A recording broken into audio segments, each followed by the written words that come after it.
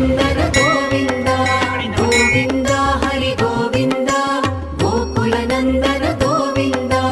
नित्य निर्मल गोविन्द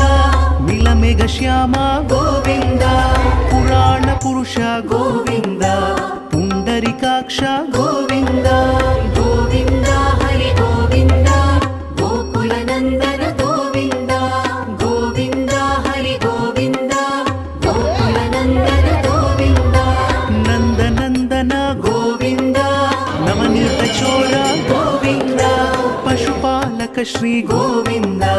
पाप विमोचन गोविन्द